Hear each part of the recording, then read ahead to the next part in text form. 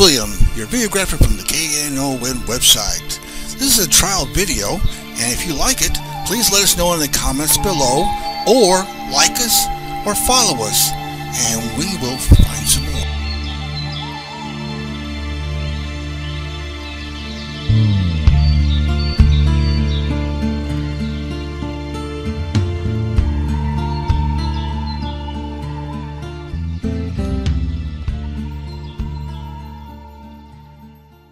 Welcome to the College of Complexes. Does that work sound a little better? Is not echoing? Good. Terrific. We're running a little late because we've had some technical difficulties, but we're getting over that. Anyway, who doesn't need a mic? No, George doesn't need a mic, I'm told, our speaker, so that's all right. We put a speaker on every week, a different subject. We require our speakers take a position on an issue or express a point of view. They have to be for or against something. We don't care what it is. This actually started in Chicago in 1951 for the purpose of solving all the world's problems. They're still working at it. We started here 4 years ago, and we're still working at the same problems. We put a speaker on every week. We give them an hour to make a presentation. If anybody disagrees, if he goes over an hour, we cut him off. If anybody disagrees with the speaker, hold your comments till after the hour. We have questions and answers following the speech, and then we have remarks, rebuttals. That's your turn to get at this, and you get 5 minutes each to decide if you're for or against the speaker or what you have to say. So that's good. And then our speaker gets a comment in the comments and close the meeting. That's how it's done. We have, but before we introduce Gene Lance will be our speaker next week. He's going to talk about workers should fight to extend victories. Since the May 1st, 1886 international struggle for the 8-hour day, he's going to talk about different things that are needed, what labor can do, what it can't do, etc. It ought to be good. And it coincides with the May 1st date that throughout the world they have an international day for labor, which is May Day, which is the first day of May. And in this country, we went to Labor Day. We're the only country that did that.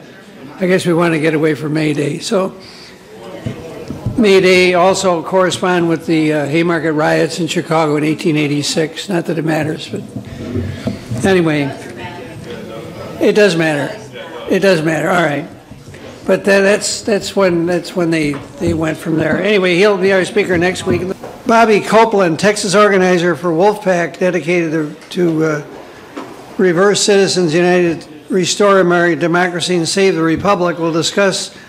He's in favor of Texas passing HDR 94, which calls for a constitutional amendment via state legislative mode of the U.S. Article 5, which, well, anyway, he's going to, how corrupting influence of money ends in politics. He's going to talk about what needs to be done, what can be done. That'll be 2 weeks from today. So our speaker tonight is George Nolan, if he's ready.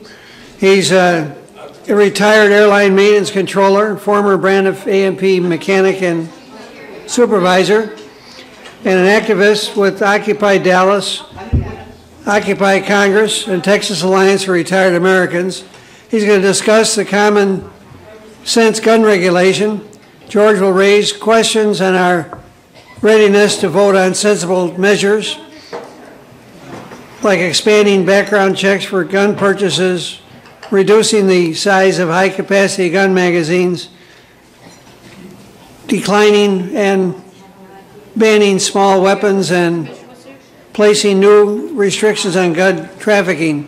George will argue that we'll be able to convince the Congress that it's time to do something about gun violence for the good of our nation, our families, and our children.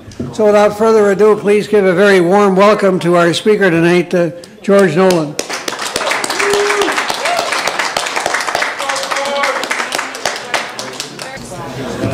Tonight, am I talking too loud, Jim or Ray?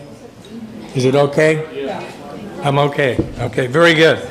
Basically, one of the things before I start my talk, I want to talk about the bombing in Boston, the Boston Marathon that happened Monday.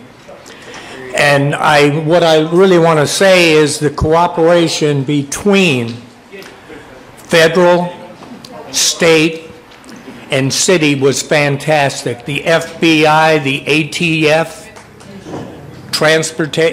Susan says transportation. If I forget anything, remind me. And the Watertown Police Department, the governor, and the mayor of Boston. This was a horrible tragedy, no doubt about it. But here it is. On Friday, they basically got the second person. And I think a fantastic job was done on what they had. And this shows me the cooperation with all these entities is what makes things work, not the dysfunction of what we have in Congress. Well, that's what it's talking about. I'm talking about cooperation, and these are the way things can do. And as far as Congress is concerned, you know, we have the obstruction, and I truly believe that obstruction will lead to destruction. So with that, that's all I want on the marathon, but I do want to talk about the tragedy in West Texas. Most of us know where West is. It's our favorite place to stop off, get kolaches, and check bread and pastries and so forth. It's always a good stop off from going to Austin, coming from Austin or San Antonio. And these people in West Texas have been hit awfully hard with that explosion of that fertilizer plant. And I was watching with my wife the other day, and we had found out that the last time that fertilizer plant was inspected was in 1986, 26 years ago. And John Cornyn was down there along with Joe McCarthy. Oh, excuse me, Ted Cruz. Keep getting those two mixed up. But anyway, the question was asked, why did this happen? And it's real simple. We have a governor that wants to get rid of the EPA.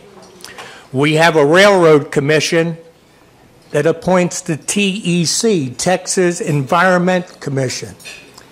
And none of these people want to do anything. They want to take these things that were set up for our safety and our protection and do away with it. And I think that's why I had to say what I said here, because these are issues in this state and so forth. John Cornyn's answer to the question was, we'll look into it. And we know what that means. Nothing. Now, last Saturday, being the activist that I am, I thought I was going to an action. Me and Bobby Copeland back there decided that we would go, and I expected, I was dressed in my best shorts, my shirt that had Faded Glory on it, and my USA hat, which is basically my uniform for carrying signs and so forth, and chanting. And I went there, and it turned out to be the North Haven Methodist Church, because the only thing we had was the address of it. And we went there, and I said, well, what's people going to do, go out here? And it was basically a service. As we went in, it was amazing. The church was filled up. It was filled up, you know, and I'm surprised that there was that many people in North Dallas that cared. So call me wrong, you know, but they did. And what happened here, I want to read, this was from an interfaith type thing there. We had two rabbis. That does not mean they're rabbits, do they? No, okay. We had an imam, the imam I thought was a priest, but he wasn't, because he had kind of like a white collar along with his jacket. We had ministers there, interfaith all over, and everybody basically talked. When we came in, they gave us a candle to bring in, and some of us got the pictures of the people, the babies that were killed at Sandy Hook Elementary School. And I had the picture of Anna M. Marquez Green. And what was happening as they read down the list, which I gave out to you people, they read down the list of Sandy Hook, and we all stood up and held our pictures in front of us. And then the minister or whoever was talking talked a bit, and then there was a prayer, and then a bell rang, and they lit a candle. And each one, it goes from Sandy Hook to Columbine to Chardon High School to Aurora, Colorado to Tucson, Arizona, and it's all children and other youth. So we don't have everything in there of the people who were killed. These were all children. And basically, this statement from the Dallas area clergy, I think I need to read. Our faith is God compels us to speak for those who cannot speak for themselves, and to be advocates for peace and justice. Gun violence deeply troubles us, especially in the wake of the horrific Sandy Hook shootings. We have not forgotten those victims, nor the hundreds of other innocent children killed in gun violence in recent years. We pray for the victims of gun violence, for their families, and for our society. We are also aware Congress is set to act on new gun safety legislation in the coming weeks. We pray that they show the courage of their convictions and create new sensible laws and gun safety for our land. We acknowledge that no law will ever reduce gun violence to zero, but we trust that a marginal decrease is a victory for all God's children. In each margin is a precious human life. For the victims who can no longer speak, we pray. For Congress who can, we pray. May God hear our prayers. Amen. And I would like to have a moment of silence, if I could, for these victims and for West Texas, if we could have a moment of silence.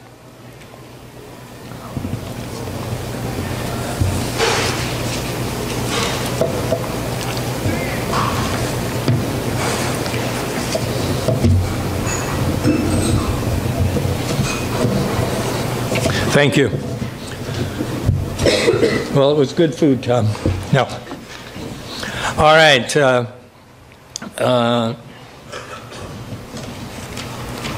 Deaths since December 14th, the anniversary, or when it happened, we found out since the shootings of the killing of the babies at Sandy Hook, there have been 3,364 gun deaths in 4 months, okay?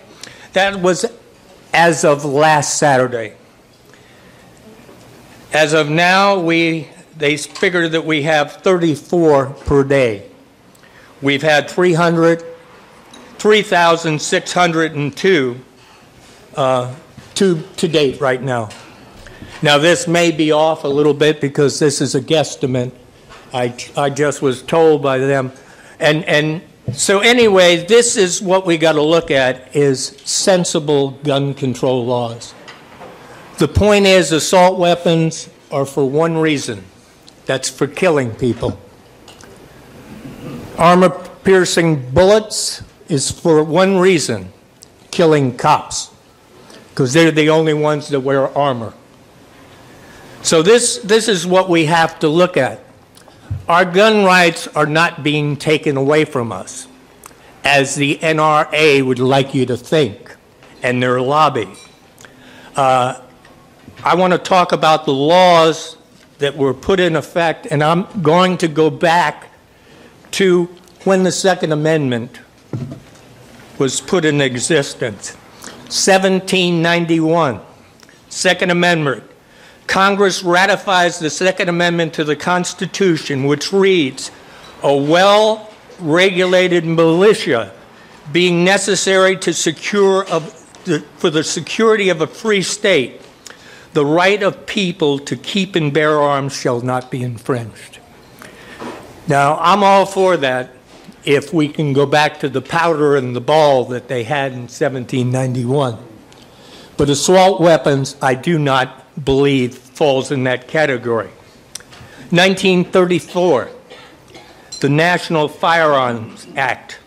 The law was designed to make it difficult to obtain especially lethal guns. These would include preferred weapons of the era's gangsters, like sawed-off long rifles or shotguns, and machine guns. It also regulated special weapons concealed in canes, pens, and other items. So keep your pens to yourself. 1968.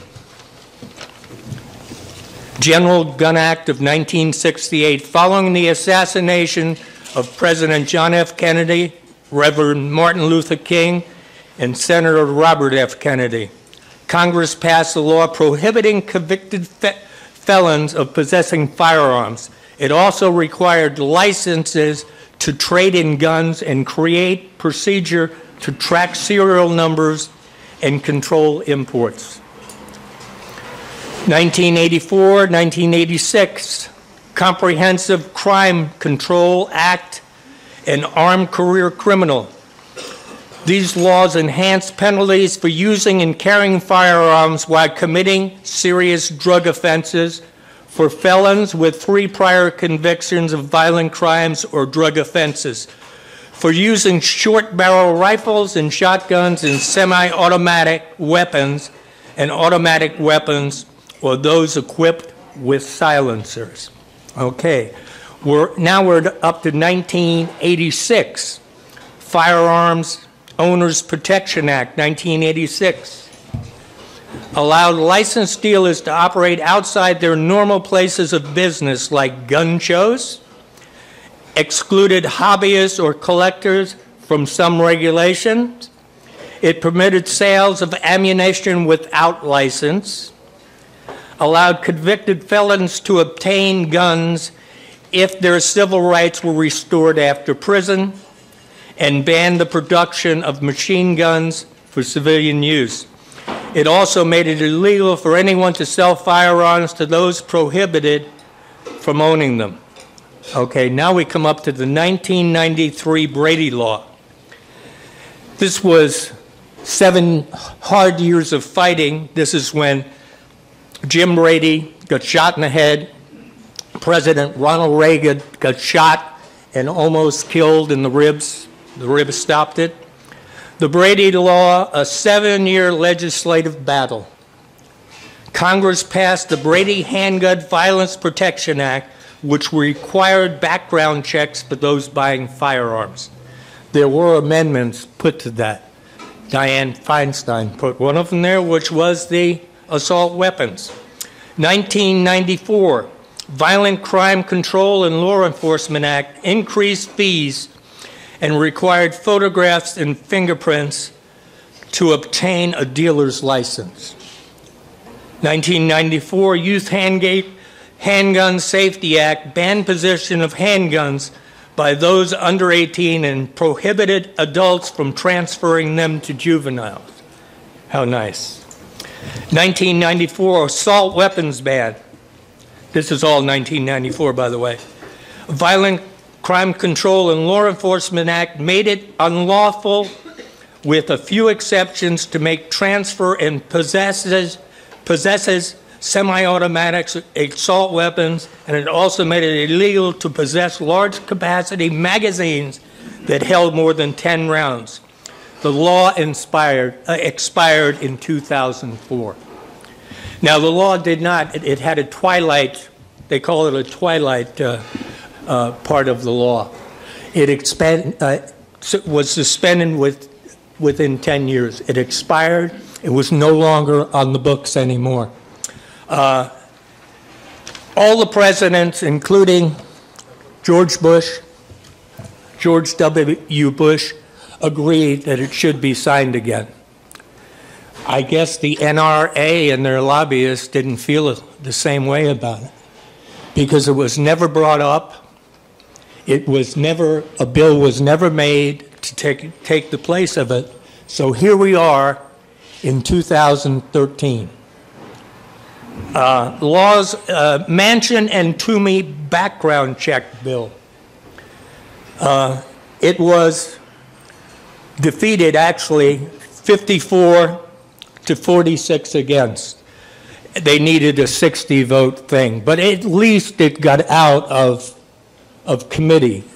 It was not filibustered, and it is not done yet. And let me tell you a little bit about what it is and what we're told by some people it is. Okay, Title I, getting all the names of prohibited purchases into the background check system.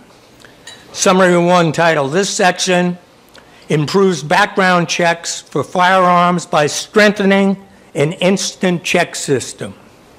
Encourage states to provide all available records to the NICS by restricting federal funds to states who do not comply. Now, the NICS is the National Instant Background Check. For those that don't know, I didn't know what it was at first. I said, who are these people? All right, clarifies that submission of mental health records to the NICS systems are not prohibited by federal privacy laws. HIPAA. Okay? Provides legal process for veterans to contest his or her placement on the NICS when there is no basis for barring the right to bear arms. Okay, Title II, require background checks for firearm sale. This section of the bill requires background checks for the sale of sales at gun shows and online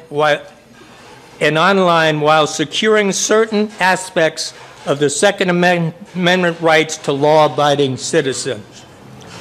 Closes the gun show and other loopholes while exempting temporary transfer between family members. It'd be for between family members, between neighbors, between anybody else. All right, fixes interstate travel laws for sportsmen who transport their firearms across state lines in a responsible manner. The term transport includes staying in a temporary lodging overnight, stopping for food, buying fuel, vehicle maintenance, and medical treatment. So they're allowed to carry their firearms across state lines. Protect sellers from lawsuits if weapons cleared through the expanded background checks and subsequent use for a crime. This is the same treatment gun dealers receive now. So you can't say they committed a crime and they bought the gun at such and such. They can't be charged. Allows dealers to complete transaction at gun shows that take place in a state for which they are not residents. Requires that if background checks at a gun show does not result in definite response from the NICS within 48 hours, the sale may proceed. After 4 years, when the NICS improvements are complete, the background check would clear in less than 24 hours. Current law is 3 business days. Requires FBI to give priority into finalizing background checks at gun shows over checks at storefront dealerships. Authorizes use of state concealed carry permit instead of background check when purchasing a firearm from a dealer. You can use your carry permit. Everybody happy with that? Carry permit. Carry, gun carry. Are you packing? That's right. Permits interstate handgun sales from dealers. Allows active military to buy firearms in their home state. Family transfers, some private sales, friends, neighbors, other individuals are exempt from background checks. National Commission on Mass Violence, Title III. This section of the bill creates a commission to study cause of mass violence in the United States, looking at all aspects of the problem, including guns, schools, safety, mental health, violent media, and video games. What the bill will not do, the bill will not take away anyone's guns. The bill will not ban any type of firearm. The bill will not ban or restrict the use of any kind of bullet or any size clip or magazine. The bill will not create a national registry. In fact, it specifically makes it illegal to establish such a registry. And actually, the crime would be up to 15 years in prison for anybody that breaks that. Now, this bill was basically defeated only because of the 60 vote. But it is not dead yet. This bill can be brought up again and will be brought up again. One of the reasons Harry Reid voted no to this bill is a parliamentary type thing where he voted no and was part of the minority. He can bring it up again, and it will be brought up again. For those that don't know, I think that this bill was more than adequate for protecting our Second Amendment rights. But yet again, it didn't make it. And I want to say the NRA and the gun lobby helped defeat this bill. The ILA, Institute for Legislative Action, is a lobby group that's for the NRA, lobbies for the NRA and the gun manufacturers. David Keene, president of the NRA, and Wayne LaPierre is the CEO. In the election of 2012, $24 million was spent by the NRA. $16.8 million through Political Actions Committee. $7.5 million through the ILA. NRA spent to lobby Congress $4.4 million. Okay. Now, Keene, this was his statement, and I love this statement. Keene insists the NRA represents gun owners and not just manufacturers. It represents gun owners and not just manufacturers. I think this is the first time he admitted that they represent gun manufacturers. But I could be wrong. I could be wrong. Okay. There were lies about the gun registry bill, as we could see. No registration permitted. It's a crime up to 15 years in prison. Family transfers is another thing that the lobbyists said was no good. It wasn't in there. That you couldn't transfer it to your brother, your mother, your grandfather, or anybody else in the family. Well, this was completely wrong too. Lying is no big problem for some people. And you can figure out who I'm talking about, because lying is something we've dealt with for a long time. You know, my Second Amendment rights have not been taken from me. I do not have a bumper sticker on my car that says, "I love my country, but I fear my government." My government just did a great deal at the marathon up in Boston. They got the people. This is what it takes.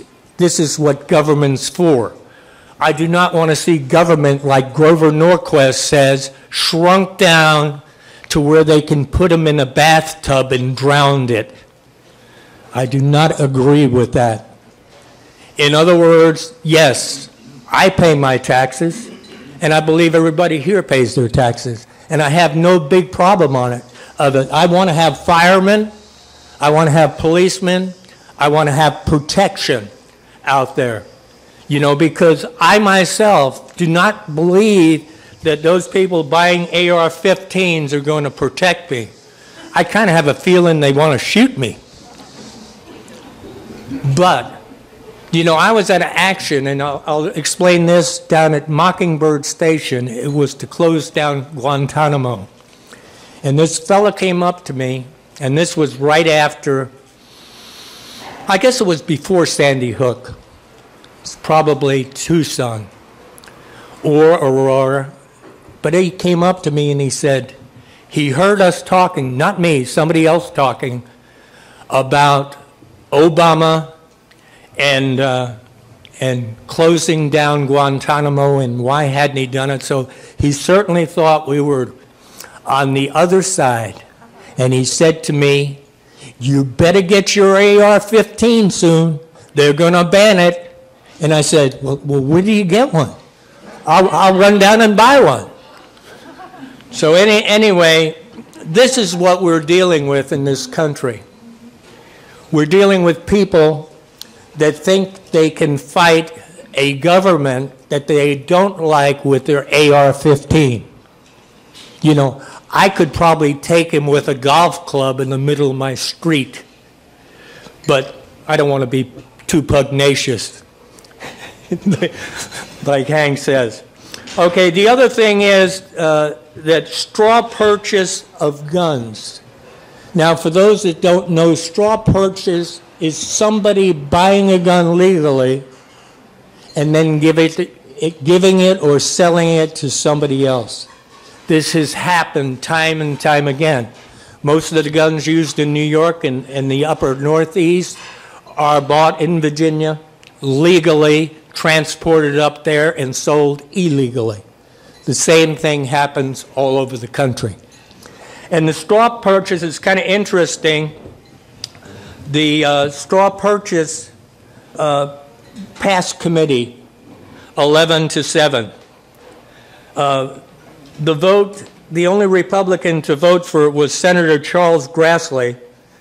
And the makeup of the committee, this is just to get it out of the committee, is 10 Democrats and 8 Republicans.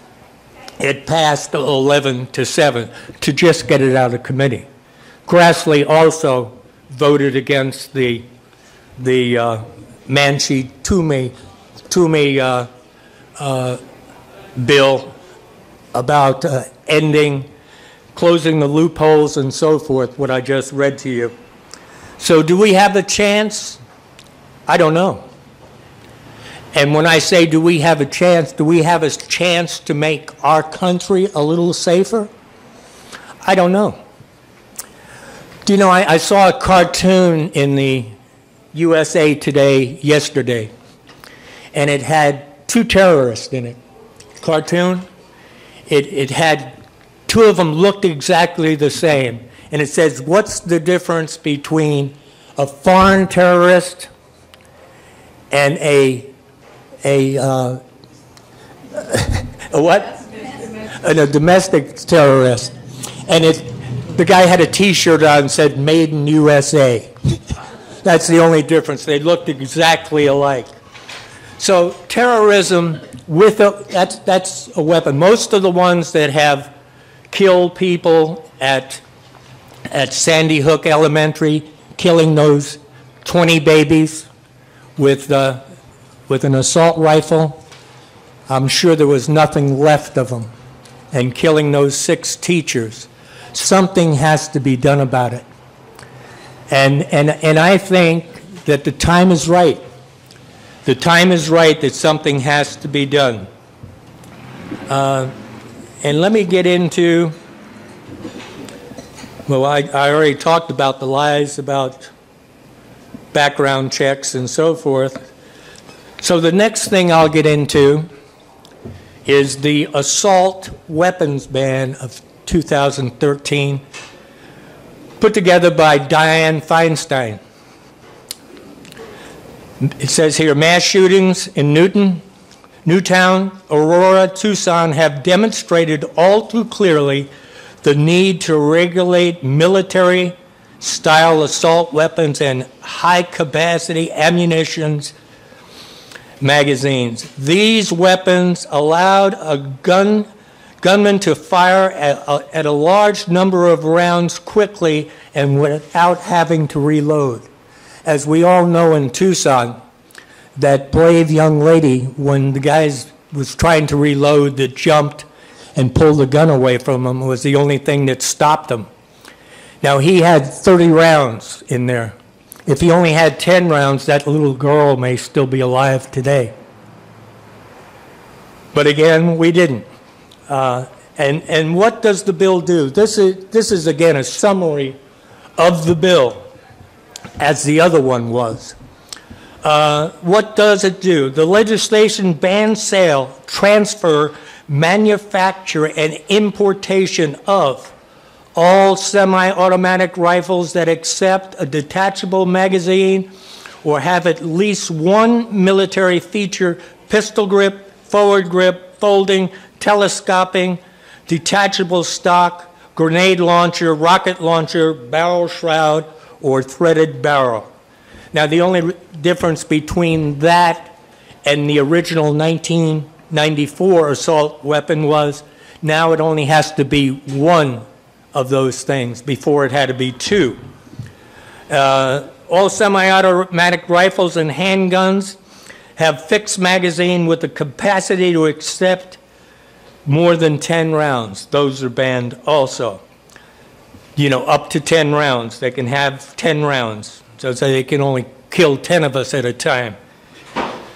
All semi-automatic shotguns that have a folding, telescoping, detachable stock, pistol grip, fixed magazine with the capacity to accept 5 rounds, ability to accept and detach magazine, forward grip, grenade launcher, rocket launcher, or shotgun with a revolving cylinder.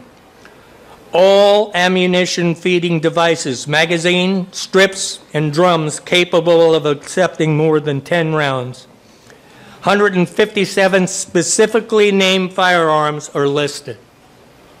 All right?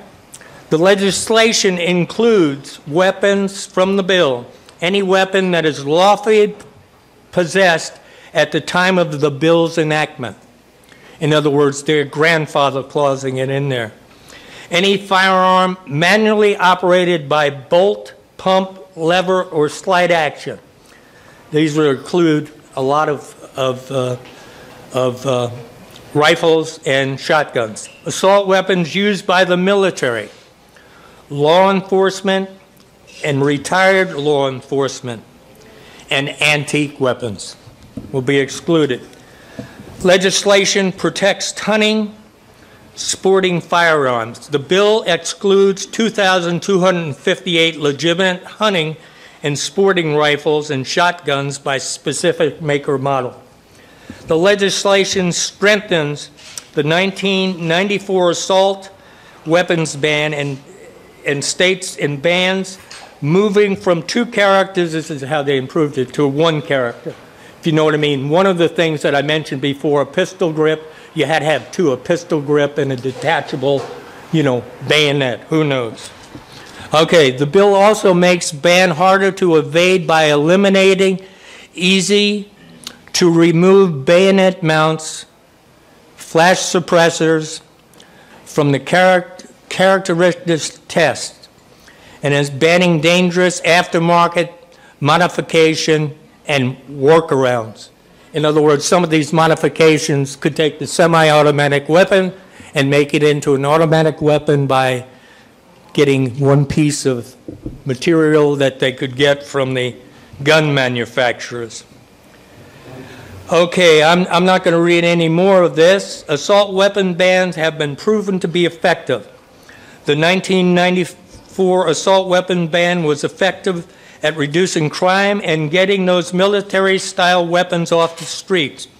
Since the ban expired, there have been 350 people have been killed and more than 450 injured by these weapons. Justice Department study of assault weapons ban found it was responsible for a 6.7 decrease in total gun murders, holding other factors equal. And I hate the assault crimes weapon decline. Well, I'm not going to read the whole thing, and I'm not going to read what weapons, even though I know some of you probably have them. I don't want to point you out, you know, and I don't want you to use them on me. But most people think that the assault weapons ban has little or no chance of coming out of the Senate. And I can assure you that it probably will not have any chance coming out of our obstructional Congress, our House of Representatives. This is almost a must. But things will change. I can guarantee that things will change. They may not change tomorrow.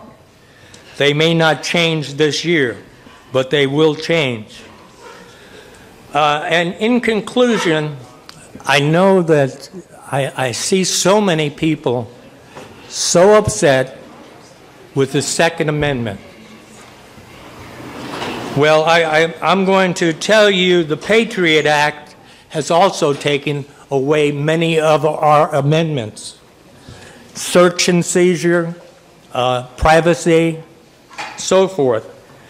But let me tell you this, what the Patriot Act actually is. It's an acronym. And the reason I think Karl Rove had something to do with this.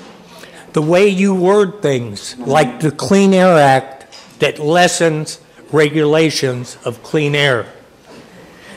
And this is the Patriot Act, and it is the U.S. Patriot Act. I'd like to tell you what it is. It's uniting and strengthening America by providing appropriate tools required to intercept and obstruct terrorism. And if you look at it, it's Patriot. Okay? Now, I don't disagree with all of the Patriot Act. I disagree with some of it. And it did have a twilight on it, and it was reinstated. Is it about politics? Perhaps. But with that, I will accept two questions. No, I'm kidding. Wait a second. I'm kidding. I'm kidding, Susan. I'm going to accept a lot of questions. Go ahead. Did it come out, with what we've been going Where is the microphone?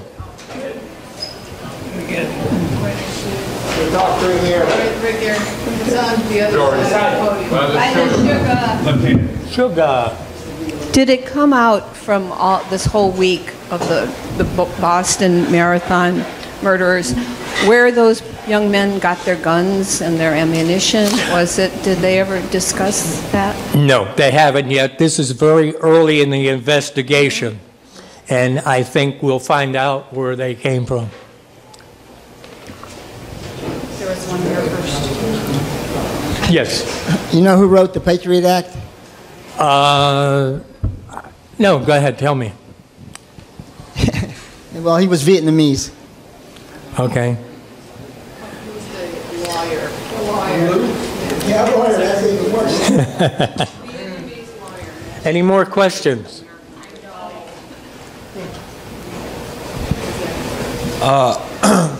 During Put it up to you, buddy. during the Boston marathon bombing, they said that there could have been tangents put into the gunpowder, which would have made it easier for it to trace. Is that correct? And that the people who voted against the gun laws, that was in the gun legislation that they voted against. Is that correct? That's correct, and this was done quite a ways back, probably back before 1994.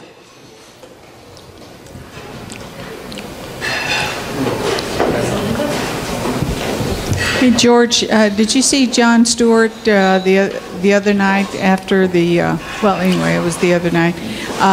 He had made a point of showing what Australia did. Howard had, he was very conservative, and he basically confiscated all weapons by the citizens. And there has not been one murder or any, and he said they used to have the same episodes before, like we're experiencing, you know, just massive murders and stuff like that. Yeah, I think that we're talking about mass murders. Well, They're still killing each other over there. They used to have some, yeah. Yeah. Did you see that? Well, no, I know that, though. Oh, okay.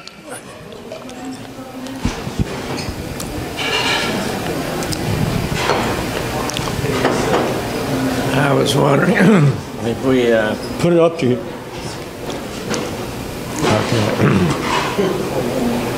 Just a minute, I'll get my throat cleared. I was wondering if we can't get this violence and all these explosions under control. How is it going to? Is it going to have some impact on tourism to the United States, and will it affect the sale of some products to other countries if we can't get the violence under control? Yeah, I'm not an expert on that, but it sounds very logical to me that we are a pretty violent country, as most of us well know. You know, I try to be nice to everybody, but that's just me.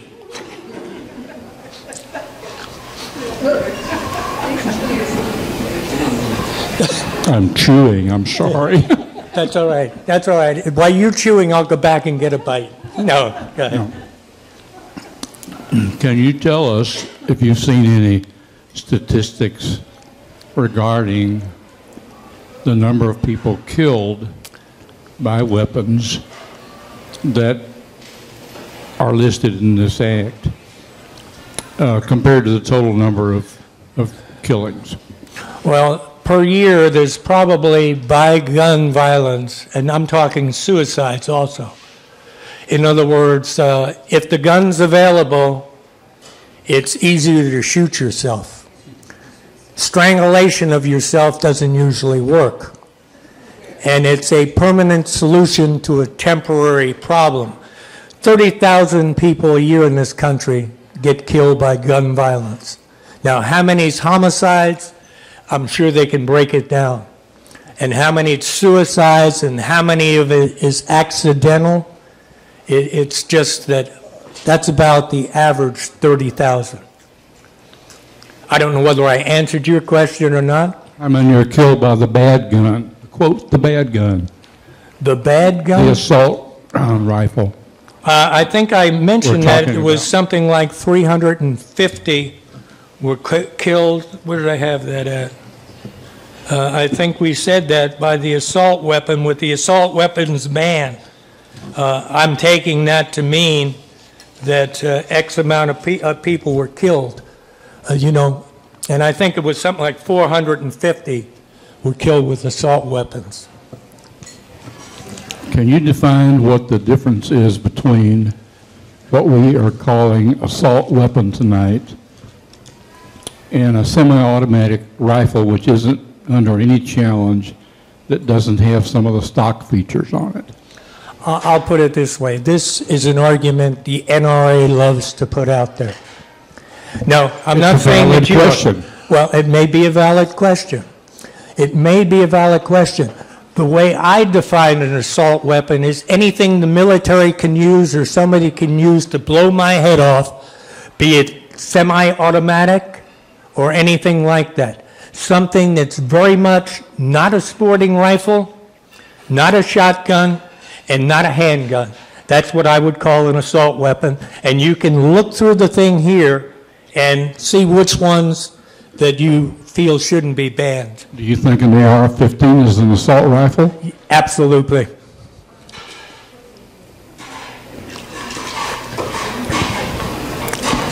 I take that you don't agree with me. The AR-17 is the assault rifle. Oh, okay.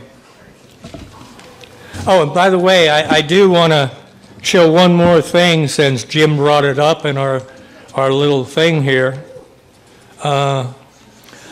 Pull this off the web. Beat the ban. Not beat the band. Beat the ban. Tactical weapon solution. How to get your AR-15 before they're banned. Choose the rifle you're interested in, Model 1 or Model 2. Print out a form complete from the website. Send the payment with form. Include name, telephone number of FFL dealer, Federal Firearms Dealer, I would think. Complete lower receiver will be sent in 1 to 2 weeks. Complete upper receiver, 10 to 12 weeks. This guarantees you will have your AR-15 in the event of a gun ban.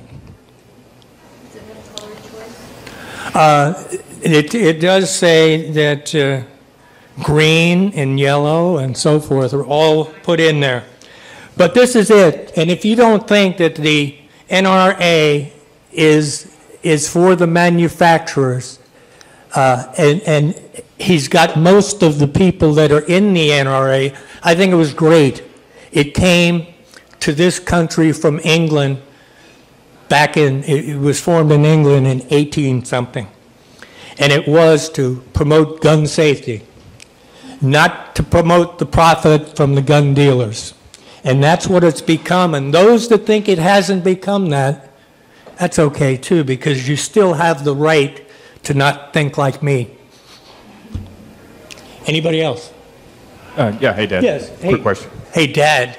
Do you know what I mean? This is a trick question. Yeah. Hey, Dad. Becomes the softball. No. Yeah, okay. No, I actually, this is just my own curiosity. We're talking about a very specific weapon here. You have a whole list of weapons that are banned. Why does the NRA and the lobbyists, why is that acceptable? I mean, I would think that the NRA would just simply say all weapons are, should be fine. I mean, why are we drawing the line here? Is that, instead of just, I'm not trying to argue for the NRA here. I'm just saying, I would think that they would be an organization that would say that I have a right for my gun, any type of gun. Why are they not battling for everything on that list? Oh, they are. This assault weapons ban, most people feel it will go nowhere because of the NRA. Because they figure any gun that you want, you should have, per the Second Amendment. I disagree with that. But that's okay. And we've had of late, when they decided that the D.C. law prohibiting guns in D.C. was bad, that's where it came, well, we can have what we want and when we want to. Yes, sir. Okay, being a Native American, in our language, we have few words that mean a lot of things. And I don't know if anybody knows what I'm going to talk about, but there's a movie called Red Dawn. I understand they remade it a few years ago. How would you answer that? I'd answer it, I haven't seen the movie. It's been out there for over 10 I'm years. sorry. Red Dawn. Yeah. Red Dawn. No, Red Dawn. Well, tell us a little bit about it. You've seen it, I haven't. All right, Red Dawn, both times we were invaded. Where are our guns? We couldn't defend ourselves. And you're talking about Wounded Knee? Oh. The Russians, I think it was the Russians one time, the Chinese the next, and the other rewrite. Oh, okay. I hadn't seen that movie.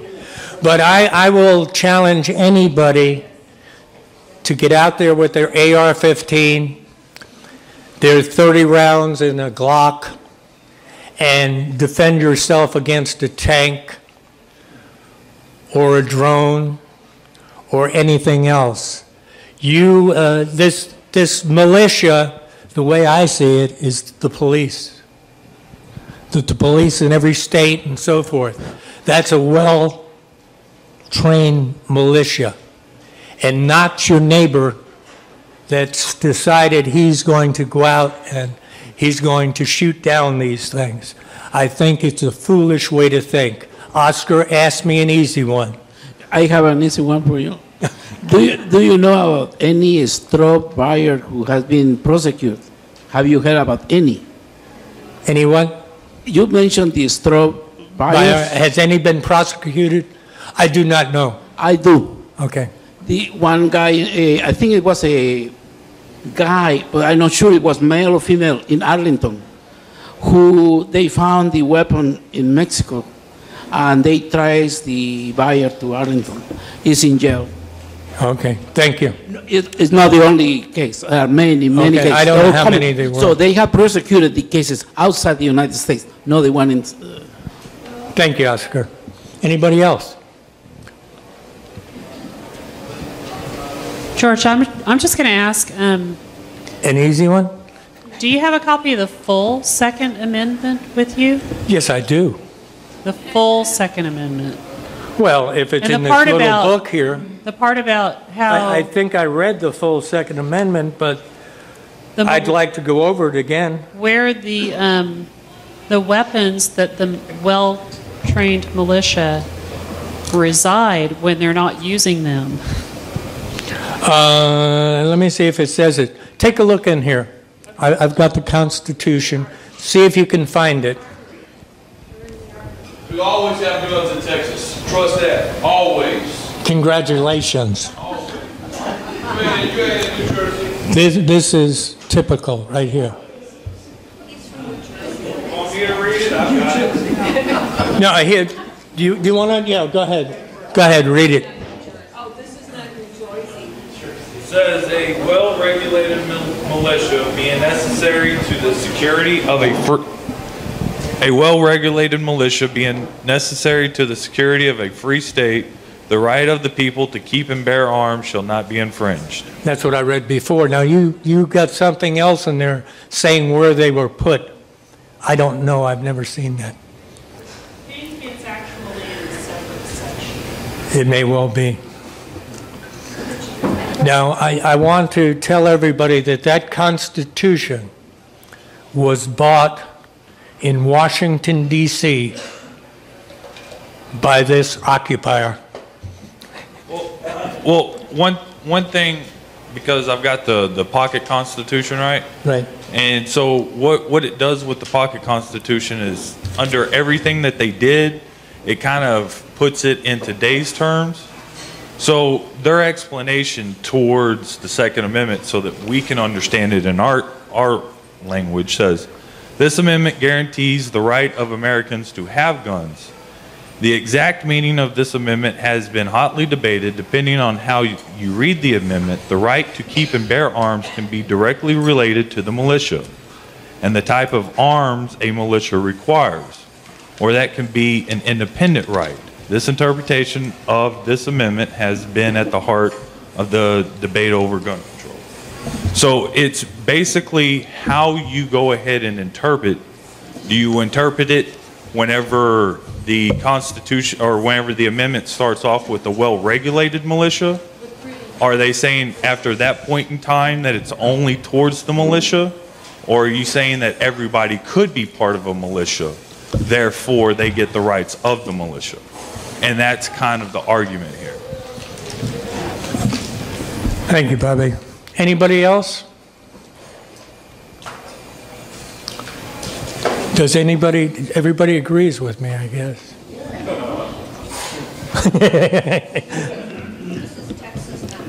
That's right.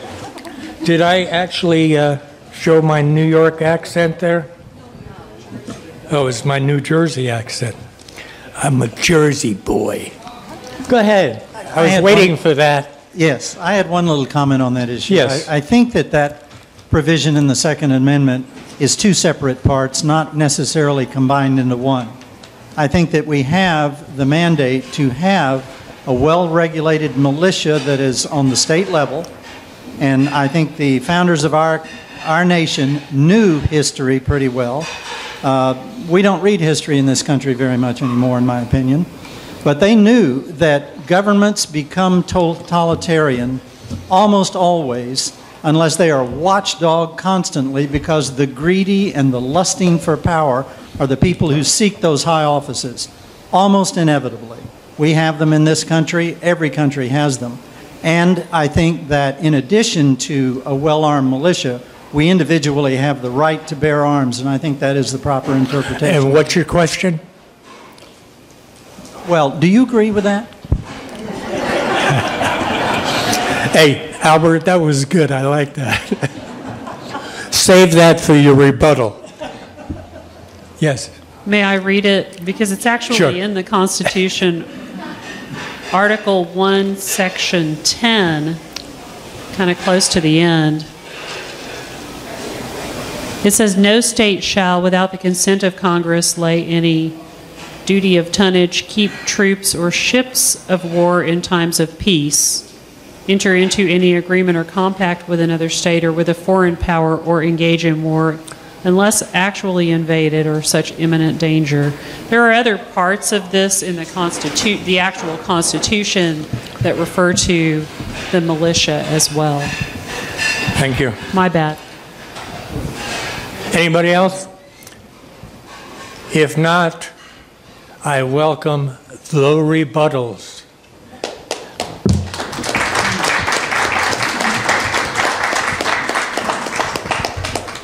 But I may not leave here for a while, even though I am hungry. Thank you.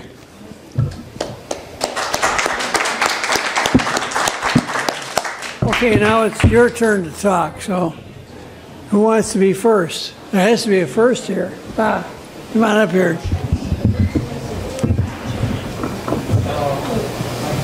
James. It's not a rebuttal. No, it's not a rebuttal. No. Well, let's see. Comments? All right. What really strikes me is, let's put aside whether or not that bill was going to be efficient or effective or not as far as decreasing deaths were concerned. You need more volume? Okay. To me, that's not the issue. The issue is the utter contempt that our elected officials have for us. That's the issue. 90% of the people in this country think that something should be done, and their attitude is, no, it doesn't. To me, this is the issue. And this goes back to, if you want to talk about balanced approach to taxes versus autonomy, you want to talk about Clinton's impeachment, the majority of the American people thought it was a bad idea. They went ahead and did it anyways. So, to me, the matter of concern is, yeah, we got to do something about guns, violence, and kids getting killed. But I would really like to see something done about the utter contempt that our elected officials have for Republican government. That's what we are, a republic. They're supposed to represent our wishes. You tell me how 90% of the American people are in favor of doing something, and the Senate has the guts to say, we're not going to do anything.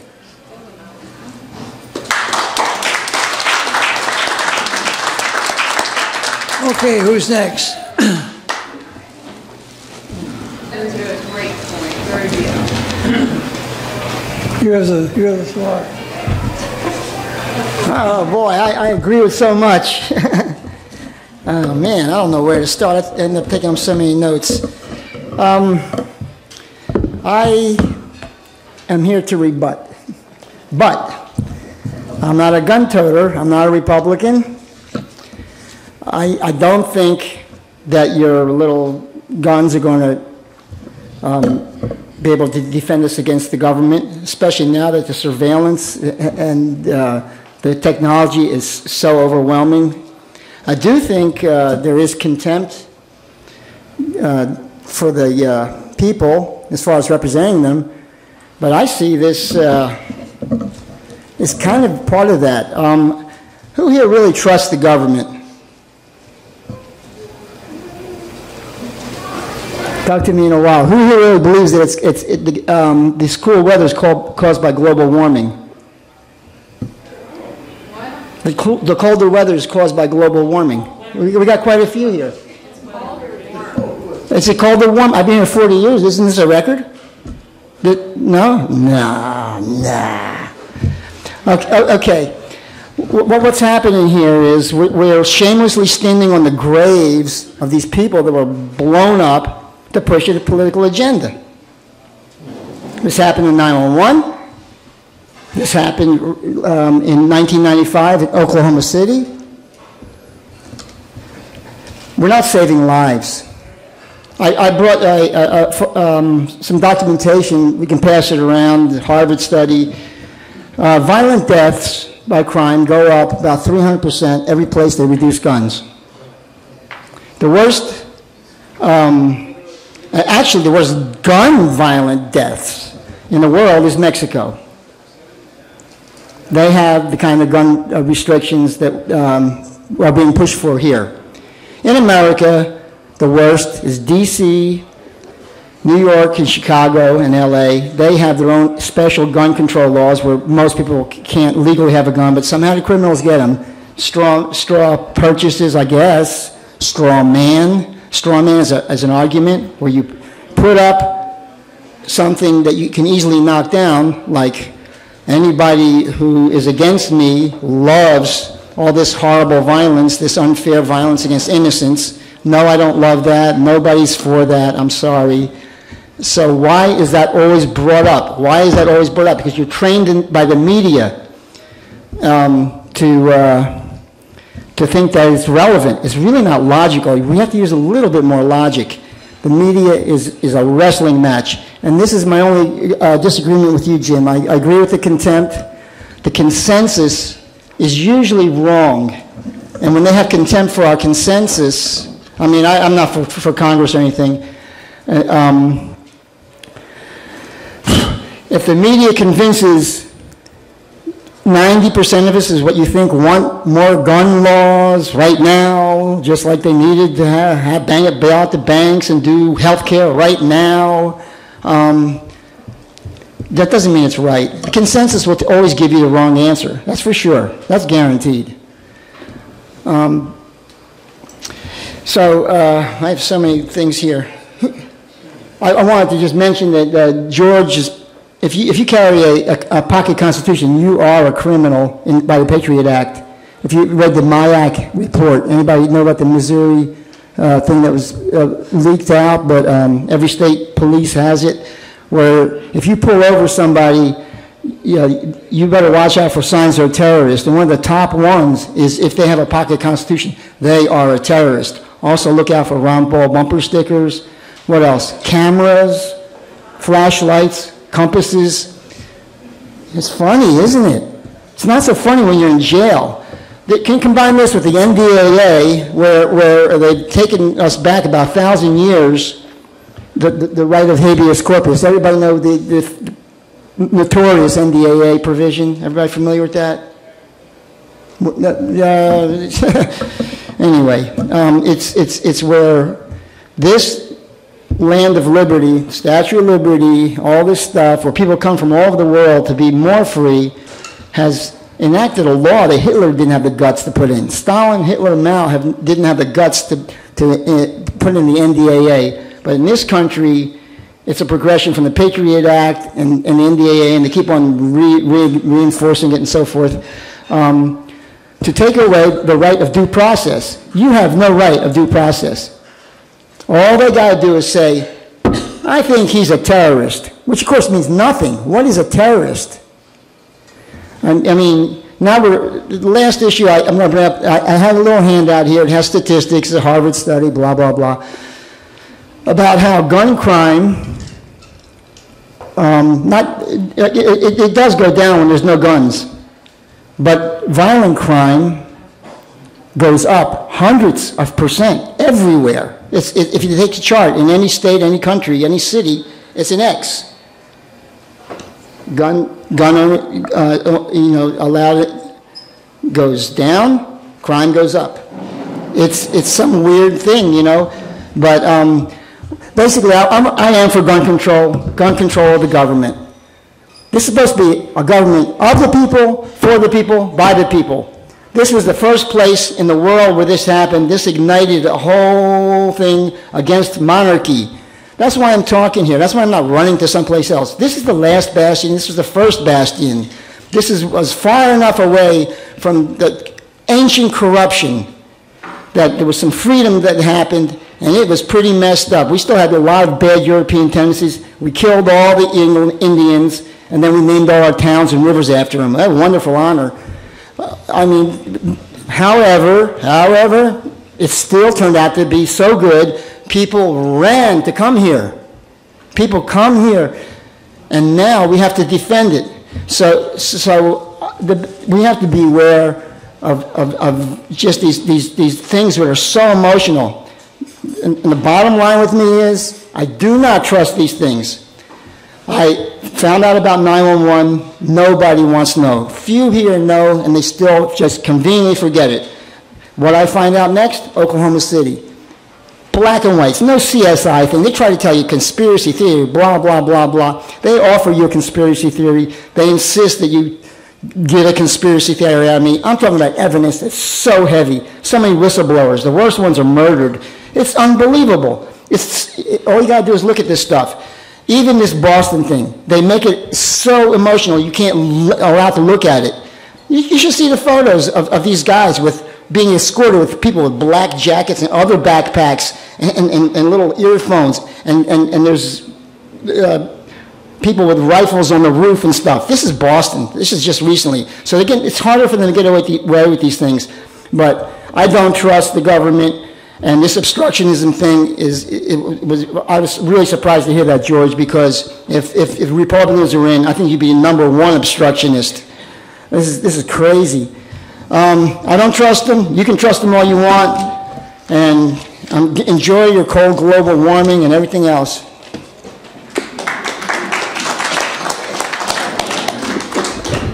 Okay, you're next.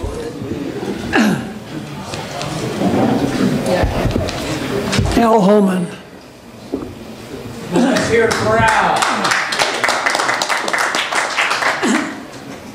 I really don't know where to begin on this. Hank gave me a little piece of paper here that talks about a study done at Harvard and published in the Harvard Journal of Law and Public Policy, in which these two criminologists studied the correlation between murder rates and gun possession, percentage of the population possessing guns, all over Europe and the United States. And everything talked about here tonight is exactly the opposite of the truth of history. In Europe, for instance, Norway has the highest possession of guns of private citizens of any country and the very lowest murder rate. Holland has one of the lowest possessions and the highest murder rate. Denmark and Sweden are also troubled because they have very few firearms in the public hands. Sweden, one of the most peaceful nations on earth. Sweden has a government divided into cantons much stronger than our states, with a much more decentralized government. And up until the age of 40, every guy in that country is in the military and has a loaded military weapon in his home. And that's why they have so much peace in that country. These things about take the guns away and we won't have the violence, it's ludicrous. Kennesaw, Georgia, outside of Atlanta years ago passed an ordinance requiring every household to possess a firearm unless they had a felon in the home or religious scruples against it.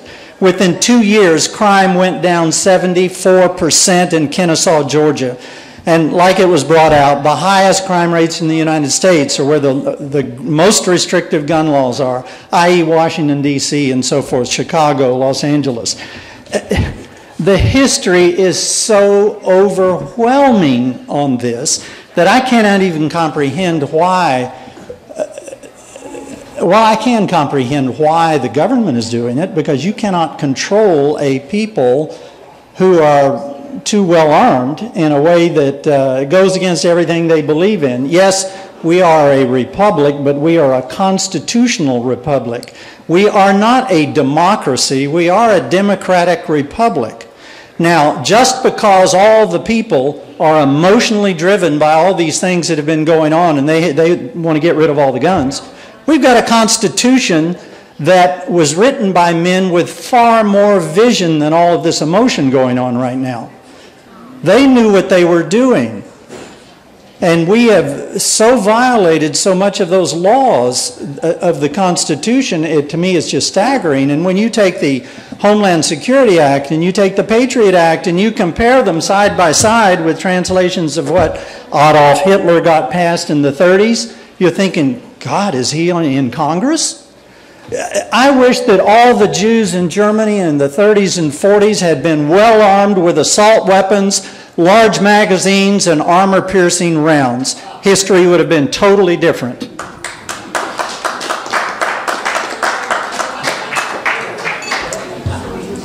Okay, who's next? Go ahead. My name's Bobby Copeland. I'm getting my master's in history, so I am one of the few people that reads his history. And I just wrote a paper over the rise and fall of Mussolini and Hitler, and it wasn't the guns that killed the Jews, it was the Zyklon B gas that killed them. So they could have had all the guns they wanted, but they would have still been shipped to those death camps. It was the death camps that killed them, not the guns. Going back to this whole argument about our founders and trampling on their belief systems or the Constitution or government that they gave us the right to bear arms whenever it took 60 seconds to reload. And that was after one shot. So I think the enlightened, reasonable people that they were would have had a much different debate knowing that there was 30-round clips or 100-round clip or armor-piercing bullets. They weren't dealing with those issues in 1776, in 1787, or in 1789 when the Constitution was officially ratified. So they did deal with it with a frightening tort, which said that you could not carry around a weapon that you could bear to intimidate people. And the way that they used an example of this was they said you couldn't carry around a head axe, which is a lot less dangerous than a AR-15 that's got a 30-round clip in it. They said that you couldn't carry that around in public, even though you could bear it, and if you did, it was a misdemeanor offense. Now, you know who was the one that brought this to my attention? Antonin Scalia. Now, one of the most conservative Supreme Court justices this nation has ever had even admits that there is limitations to your right to bear arms. For example, you can't bear a cannon, so you can't have that. Now, whenever you're dealing with tanks and stuff like that, landmines, cannons, stuff like that would be very effective. Not an AR-15 with a 30-round magazine. Also, whenever we're talking about this and talking about the history, about the correlation of gun ownership to deaths, Wyatt Earp helped key the phrase, "get the hell out of Dodge," because he didn't allow you to carry your gun within city limits. And the death rate in Dodge went down drastically. So there is historical evidence for this being accurate. It was accurate in Tombstone, it was accurate in Dodge City, and it was accurate in every other location that they implemented these laws where you could not carry your gun within city limits. So historically, in the American West, it was accurate. Now, so the real debate isn't on what kind of guns we can and can't have, because we can't use our founding fathers in that regard. Because they didn't have an AR-15. They didn't have a Bushmaster. They didn't have, like I own, an 870 tactical shotgun that is capable of doing some pretty nasty things to a silhouette. You know, they didn't have those arguments. So to use the Second Amendment and say that whenever we want to put regulations upon it, they'd be rolling around in their graves, that is inaccurate. They would be expecting us to have this debate. They would expect us to debate every time new technology confronted us, so therefore we could have a better representative democracy. So the real question, since we know we have a Congress that's not going to go ahead and do anything that most of us would consider reasonable gun violence rules, even though we've done them in the past and they've been proven to be constitutional, I say why not go back to the Wyatt Earp philosophy of just real simple. You can own your gun. We're not telling you can't. We're not telling you how many bullets you can or can't have. We're just saying you can't bring them out into the public. And that if you do, we'll apply a frightening law that our founding fathers obviously didn't have a problem with to you. You're not being charged with the felony. You're being charged with the misdemeanor for trying to intimidate the public. Because guess what? Your civil liberties end where mine begin. And I have a right to walk out into the street feeling that I am safe and secure and not having to worry about some nut job killing me.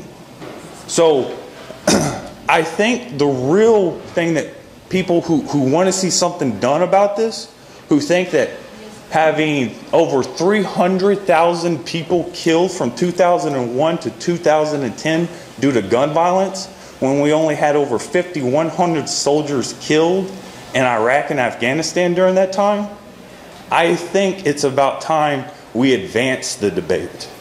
Obviously, coming and talking about these issues isn't getting us anywhere. It's time that we advance it. That's the great thing about America, is we always move forward. And so I suggest that whenever we talk about it, we don't talk about trying to limit anybody's stuff, because guess what? They're going to bring up the founders, and there's no way you can argue one way or the other. Because does anybody in here sit there and say George Washington, who made sure people couldn't have cannons, but mandated every adult male have a rifle, but that rifle was single loading? Can anybody here with confidence say that he thought it would be a great idea to have a Bushmaster that could carry a 100-round clip? There's not a single person in here that can say he would act one way or the other. So let's take what they gave us, the ability to constantly change our democracy as we see fit. Thomas Jefferson, Alexander Hamilton, Madison, they all wrote that every 20 to 40 years we should have an Article 5 convention, because they expected technology in America and things in America to change so much that we would have to revisit issues, that we would have to come up with new solutions for these issues. Benjamin Franklin doubted that this Constitution would last a generation. So even the founders had saw that there was problems with it. And also, they didn't. So the 3/5 compromise wasn't one set of the founders and the other set of the founders arguing over how we should count slaves in this country. That's the thing, is we went and revisited that issue, and now black people are just as free as everybody else. And that was very contentious. Whenever Abraham Lincoln freed the slaves, that was a very unpopular move to do. But now looking back on it, I doubt there's a single person in here that'll say it was the wrong thing for him to do. And this country's been made better because of it. So instead of, let's say, instead of going back to the entrenched debates that we've been having in this country about this issue since the 60s, how about we move it forward and say there are things that are respectable Americans have done throughout history to curb gun violence, and it didn't violate anyone's Second Amendment right. And if Frieding didn't, and Wyatt Earp's philosophy of no guns within the city limits being worn, that worked as well. So let's repeat history in that regard, instead of repeating history in the regard of just dividing ourselves over something that we have historical proof that can work. And that's all I think.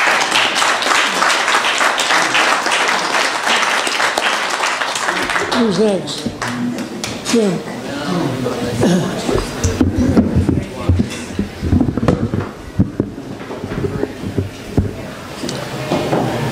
I feel like I have to answer a few things. Thing number one is if the Jews had been armed and the Nazis came after them, they'd have sent the Panzers. If they sent the Panzers, they'd have sent in the Luftwaffe, and if they sent in the Luftwaffe, they sent in the flamethrowers, right? So the idea that you're going to arm yourself to prevent the government, okay, from taking over militarily is absurd. You're not going to do that. I know, I lived in Detroit in 1967. There are a lot of people who are armed. A lot of people who were armed with AK-47s, right? And they sent the airborne in, and they sent tanks in, they sent 50 cal in, and they took care of it. So this idea that if you're armed, you're going to prevent the government from having its way with you military is absurd. It's not going to happen. That's the first thing. The other thing that I'm going to argue is that people are wrong because a majority, 90%, have been manipulated somehow or other by the press. I want you to tell that to the folks who had their babies killed in a kindergarten class. Go ahead. Just go ahead. Tell them that. Now, if I don't need a press to manipulate me to get worked up about that, I don't like it. Now, I am not wise enough to tell you what needs to be done. I'm not sure. But I do know one thing for sure. Something sure as hell needs to be done. And I think that our elected officials better start listening to the 90%.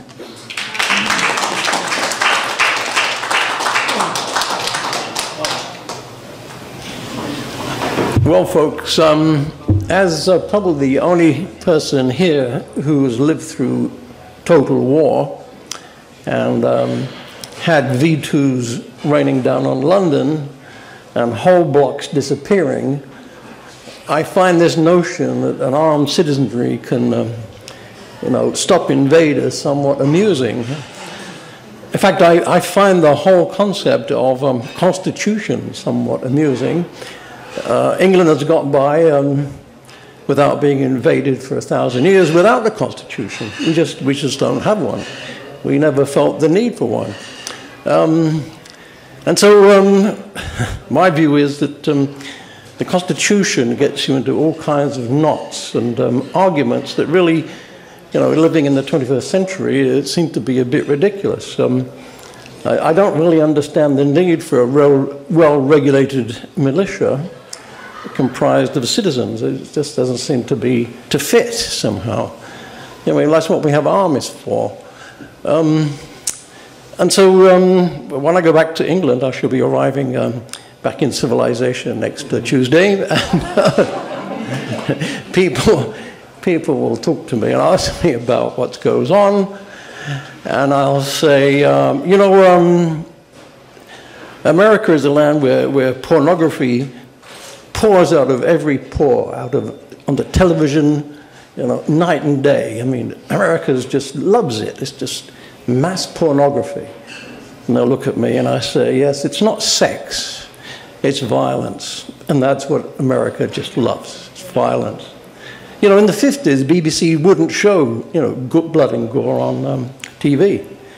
Apparently we can get by without being armed up to the teeth. I don't see a lot of murders going on in England proportionately. We seem to not need that. So I think this whole weird argument is just seems to be pointless like so many other things. I mean, the other thing about the Constitution that seems to be, and I've made this point before, you seem to have a Republican Constitution and a Democrat Constitution because the Supreme Court always divides 5-4 down party lines. That's another weird outcome of having a Constitution that you can refer back to. I mean, I would say it's not needed, guys. Get away from it. Get back into the 21st century and pass some laws that make common sense.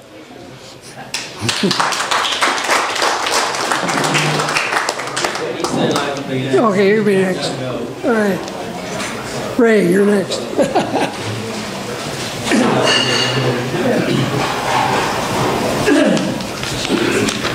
I do not know where that 90% business came from. Everybody is surprised that 90% of the people wanted that bill to pass. I would imagine it's heavy the other way, that most of the people did not want that bill to pass, and that was why the Senate did not pass it. And that is the reason they did the people's work. Regarding the Second Amendment, what we can do is have modern day interpretations. We'll have new ways of doing things. We'll make it like we want it. We'll twist it to our modern day ways. We'll undermine it. We'll ruin it. Then we'll start with the Third Amendment and the Fourth and the Fifth and the rest of them, and then we will attack the Constitution itself, modern day it, fix it to our own agreement, our own ways we agree, and when we undermine our whole complete Constitution and destroy it, do you know what happens to countries who lose their foundations and lose their way? Joe Manchin, who was one of the sponsors of the gun bill, freely admitted that the bill would not have stopped the Newtown massacre. That shocked the daylights out of a lot of people. What? Well, what on earth is the purpose of it then, if it won't stop something like that? We have lots of gun laws now, and George mentioned a bunch of them. Did you know there have been some 48,000 felons and fugitives who have violated the existing laws? The administration has prosecuted 44 in 2010. Oscar was mentioning, did you know that there was one person who was prosecuted for the violation of a gun law? Oh, I didn't know that. We know there's jillions and jillions of violations, and we're not prosecuting the people now. What good are more laws if the existing ones aren't enforced? We don't need more gun laws. We need to prosecute the offenders of the existing laws. All we are ending up doing is punishing the good people who obey the law but happen to enjoy their constitutional right to bear arms. If you had two children, one of them misbehaved, do you go ahead and punish both of them? Well, that's what gun laws would do. Criminals don't obey laws. Adam Lanza, the Sandy Hook killer, took guns to a gun-free zone, and he violated the law. He broke into the school, forcibly. He violated another law. And then he killed those poor innocent children. Do you think criminals care a flip about gun laws? Now listen to me. Who made that school a gun-free zone? Were they people who thought that they were going to just do something? We've just got to do something. And they made it a gun-free zone. They thought they had fixed the situation. There was no guard. There was no school employee with a firearm. Those children, my friends, were completely unprotected. Whatever evil was going to come their way, whoever was going to shoot at them, they were vulnerable. They were completely at the mercy of that person. No protection, no guns. It was a gun-free zone. No school employee had a firearm. Did Adam Lanza choose a gun-free zone? Why not? That's where you can do your dirty deed and nobody is going to get you. What stopped his killing? It was the police, wasn't it? The police came and they had guns. How do you stop a bad guy with a gun? A good guy with a gun. Those misguided adults with good intentions made that a gun-free zone and left those children without protection, and those adults have some blood on their hands. There's more foolish ideas from the political left that are not only harmful, but sometimes they are fatal.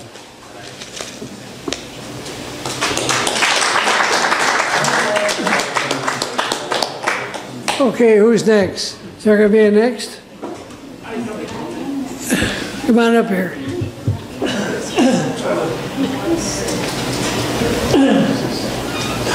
I don't come from a better country. I say that very clear. I know your country, and don't ask me to love it or hate it. I know it's my own decision what I do. So, but I don't come from a better country. I learned a couple of things. I learned that you have to purchase the Constitution. Where I come from, you don't purchase the Constitution. It's free. And when I was a student, we have like 3 new constitutions. Yeah, so new Congress, new Republic, everything. Another thing, you don't tax food in the supermarkets. We tax food. You tax books. In Guatemala, you don't tax books. Thank you.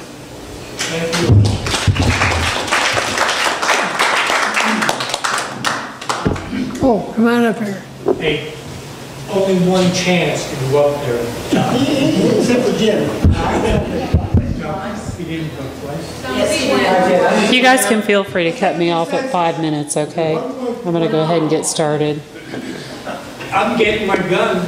I had the privilege of talking to a former Dallas police officer who right now works in a gun shop. That's his job. He likes still being around it. He likes helping people with target practice, etc. And long before this Sandy Hook ever occurred, we were having a good conversation at breakfast, and he came over to talk to us because he listens, you know. He's very conservative. He said, hey, have you guys ever played paintball with a couple of 10-year-olds? He said, trust me, it doesn't matter how well armed you are. If you're in the middle of a situation where people are firing at you, you cannot defend yourself against all of them with your weapon.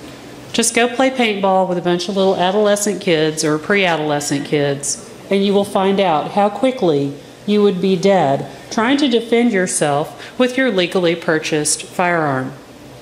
Okay, skip forward into the future, 2 years. I'm at another meeting, and the speaker is the chief of police for one of the local community colleges. Extremely well-prepared, well-read man, does exchanges with Brazil as well, you know, where they're trying to help each other out with, you know, how to keep kids safe on campus, since that point has been brought up. Do they want to see concealed carry weapons and all the students, especially these young men with their hormones raging, young ladies with their hormones raging, carrying weapons onto campus? Let's just say that Adam Lanza shows up at one of the community colleges here, and he whips out his pistol, and everybody around them whips out pistols. The police arrive on the scene, the good guys with the guns arrive on the scene, and they say, everybody, down, Your first instinct when you're holding a pistol is to turn to face wherever that noise is coming from. Instantly, you're the first one shot. Because your reaction is to go, oh, what? You want me? So, these well-meaning youngsters with guns end up being shot while they think that they're defending. Okay, let's skip back a little bit to the movie theater where someone walks in wearing full body armor that they acquired somehow over the internet, was it? Does anybody remember? He bought it over the internet. So he's all decked out like he's in costume, you know, for Halloween or something. And he walks into a darkened movie theater. And let's just say there are maybe, I don't know, 15 of the 100 people in the movie theater who have weapons with them. And they're going to defend, right? Here's this guy with full body armor. Unless you hit him in exactly the right place with exactly the right type of ammunition, what you're doing is firing into a darkened theater and bullets are ricocheting everywhere. Who are you protecting? Who are you protecting? Why is it okay to completely shut down an entire community and the surrounding burbs and tell everybody remains shelter at home, remains safe at home? But that's okay. But we can't subject ourselves to that very short background check at a gun show. Why is that? Why is that tiny little bit of prevention, which, by the way, let me just share with you what 90% of the American people agreed upon, including gun owners, sportsmen, people who belong to the NRA, what 90% of the people agreed upon was not that we should pass this specific bill, but that we should strengthen and enforce background checks. And why in the hell, excuse me, but why in the hell is it such a huge issue with our conservative legislators to think that the more important of the two, when you decide on background checks for gun ownership or testing people who need public assistance for drugs, where are our priorities here? Okay? I would just like to know, because children who grow up without enough food, proper nutrition, proper education, are the ones that turn into criminals to get what they will. Children who are sitting hungry in classes, who can't concentrate, who are bouncing off the walls, unable to focus. Those children need to be protected, defended, fed. When we have the wealthiest nation in the world, I was at a training, and please, again, feel free to shut me off in 5 minutes, because I could go on a roll all night. I was at a training this past week for continuing education, which I still have to take, and it was for private wealthy individuals and how to insure them and the types of questions to ask. And one of the stats that got me was the United States has more billionaires than any other country in the world. We are a very prosperous nation. We also have the most hungry people of any first world nation. Where are our priorities? Where are they? Protecting the wealthiest of the wealthy? All right. Or protecting all life, wherever it exists. George, I think you've done a tremendous job here tonight by sharing with us a lot of information. I love the fact that you're wearing a green ribbon, which I would love for you to explain a little bit more. I think that we all have an obligation as human beings to be concerned about one another and our welfare, our mental health, our physical health, and to get so completely torqued and twisted around the axle, or knickers in a twist, or however you want to put it, about whether or not to succumb to a background check to purchase a weapon that can be used to kill someone else. I would like for us to focus on how we can support health and life in this country, right? And I don't mean robbing the wealthy to feed those little crack babies whose mothers are on welfare because they'll never ever get off of it. You know, I am so tired of that argument, so tired, so tired. Why do we think people got there to begin with? So the problem is much deeper than this. The root cause of the problem is much deeper than this. But until we can get past the fact in Texas and in the United States, going back to a speech from a couple of weeks ago where the person who advocated against capital punishment stood and spoke, we judge the need for our prison beds based upon the failure rate of 5th graders. That's how we determine how many prison beds that we'll need. And I'm not talking jail, I'm talking prison, where people are put away for a long period of time. Why not resolve that problem with educating those 5th graders and seeing to a proper education that also includes, sex education. Okay?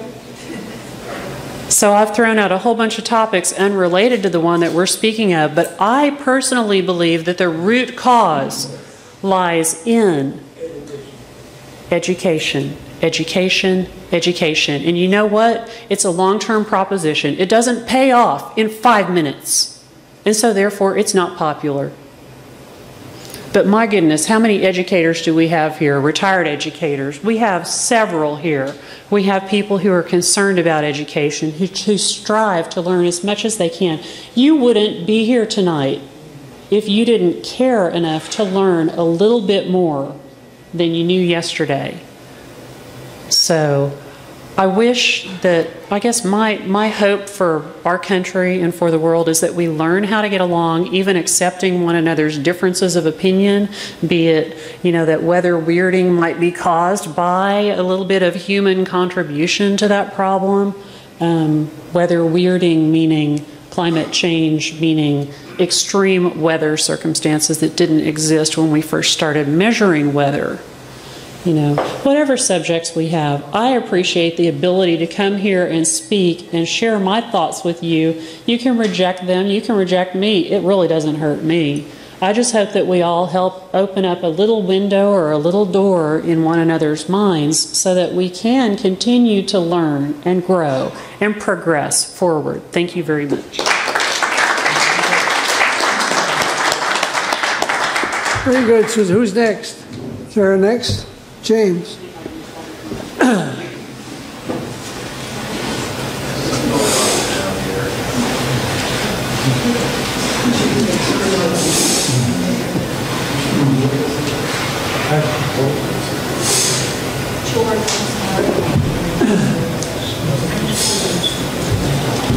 Try to keep it down to a couple of things.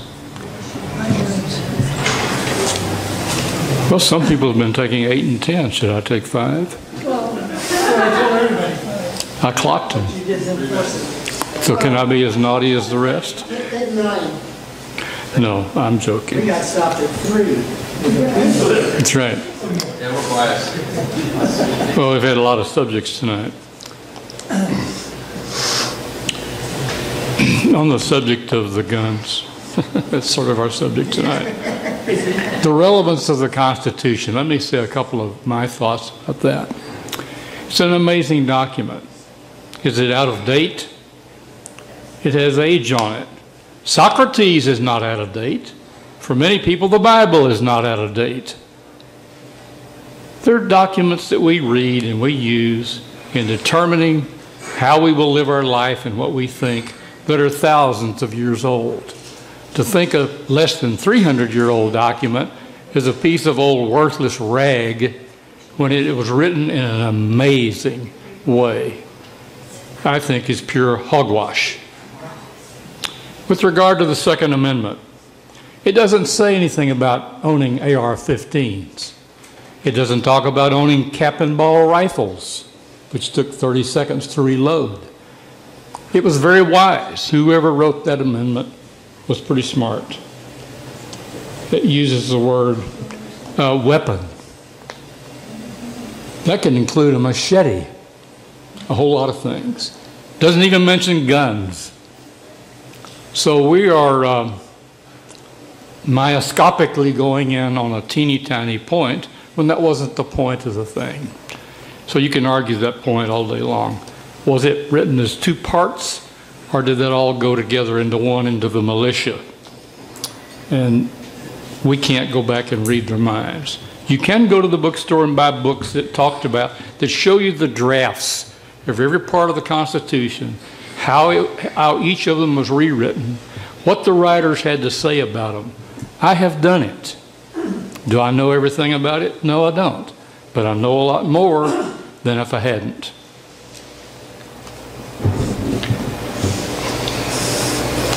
You know, gunmen, even when they're crazy, which a lot of them are, which our government is not talking about,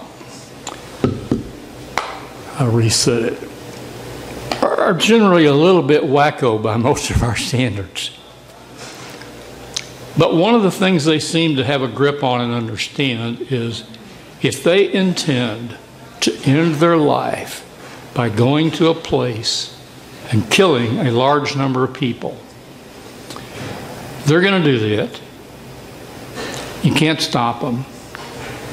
It doesn't matter if they take one gun with a 30-round magazine or they carry 3 guns in the door. They can get the same number of rounds off, plus or minus 2 or 3 or 4 seconds.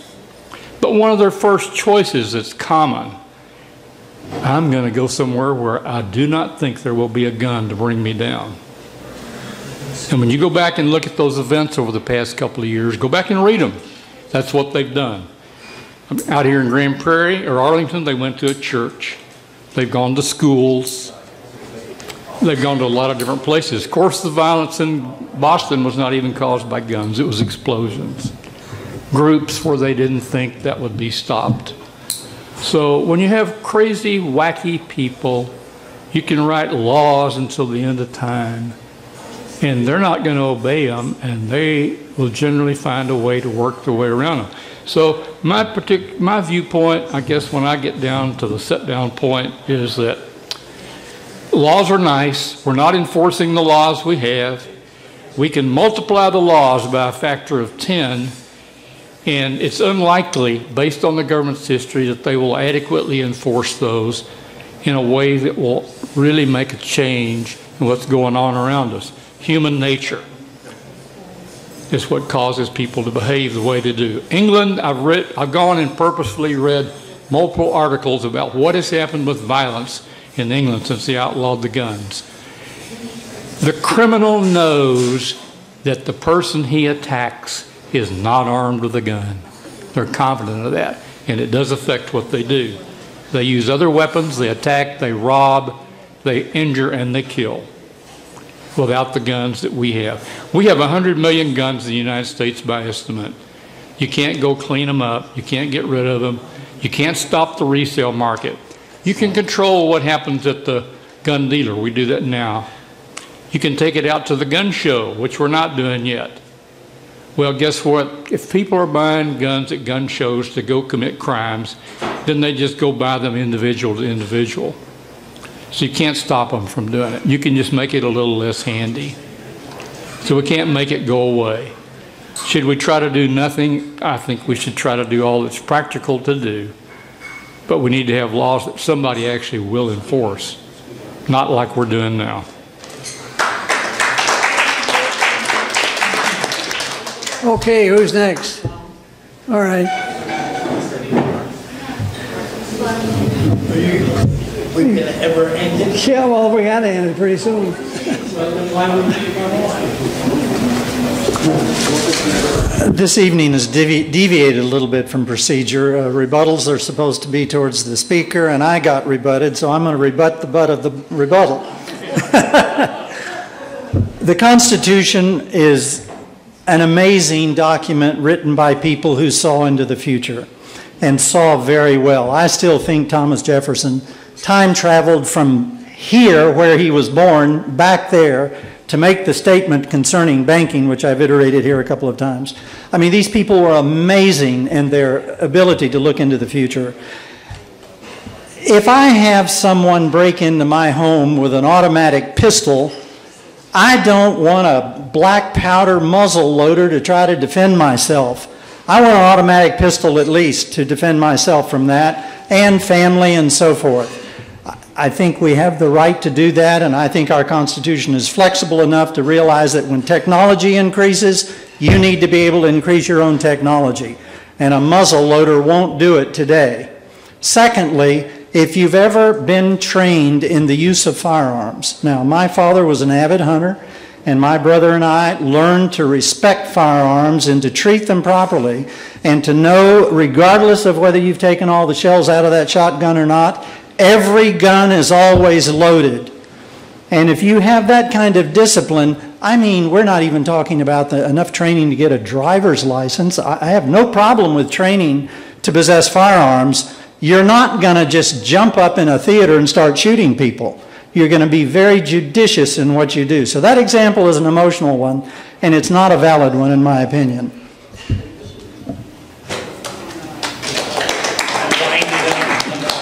Any more speakers? Oh, no. He wants to get up here really quick. Get up here. We're running out of time. I'll see you later, John. No, you wind it up. No, you wind it up. Just one little thing. I look a lot at internet stuff, and God knows what you can believe. But I saw something look pretty convincing at Sandy Hook, which is the big one, that showed that only pistols were used in there. And there was never any pictures of the kids at all. They did show, after the whole thing was over, from a helicopter, they showed the supposed automatic weapon, and it was a shotgun. So I saw that, and the news reports initially said it was a pistol, and then it kept changing. I don't know. I better let George talk. He didn't run away, did he? No, I'm back again. He came back. I guess I was just teasing. People, it's something to think about. Anyway, let our speaker get up here and rebut all the rebuttals.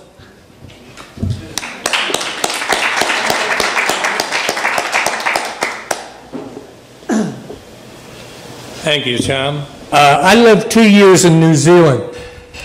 New Zealand, much like England, even the police did not carry guns. They didn't carry guns. And I'll tell you, there's liable to be a lot of murders in New Zealand, but most of them without guns. You know, there's 4 million people. It was mentioned here how many guns we have in the United States. We have over 100% of, you said 1 million, we have 310 million guns in the United States that we know of. So we have a few extra for those that really want one. The point is that we are a violent society. When I was in New Zealand, they said, "What is wrong with you people?" And I could not answer that because I thought I came from a country that I loved. And then somebody else is actually looking at us and saying how violent we were. Maybe I never looked at it that way before, but I have. I've seen, again, we don't blame the victims. At least in my book, we don't blame the victims. And one of the things, Albert, you said that there was that little town in Georgia, was it? Yes. Yes. Well, I looked it up, and I put little town in Georgia, or not little town in Georgia that the city council made everybody carry guns except felons and so forth. Have in the household, right. Well, anyway, the name of the town is Nelson, Georgia, and it has 1,300 people. I even looked to see what the racial breakup was in that town. Could not find it. I can only guess. But with that, I don't think a town of 1,300 people has that many murders. They did this, and I can show you where it says right here, they put this across to combat the, let me see what it says, City Council agenda says, another purpose of measure is opposition to any future attempts of the federal government to confiscate my firearms. So that's what they put in there. Not to make their town a lot safer, but they're afraid of the federal government the same as a lot of the other conspiracy people are. And I guess you can believe that if you want to. Now I'm going to end my little talk the way I began my little talk. And I am going to read what happened last Saturday, and I read it in the beginning, and I will read it again. Our faith in God compels us to speak for those who cannot speak for themselves, and to be advocates of peace and justice. Gun violence deeply troubles us, especially in the wake of the horrific Sandy Hook shootings. We have not forgotten those victims. We have not forgotten those victims. We have not forgotten those victims. And the other children troubled with especially horrific innocent children killed, we pray the victims for gun violence, for their family, and for our society. I think that's very important. We need to pray for our society, those that think prayer is okay. We are also aware Congress is set to act on new gun safety regulation in the coming weeks. We pray they show the courage of their convictions and create new sensible laws on gun safety in our land. We acknowledge that no law will reduce gun violence to zero, but we trust that marginal decrease in victory for all our children, in that each margin is a precious human life. For victims who can no longer speak, we pray. For Congress who can, we pray. May God hear our prayers. Thank you.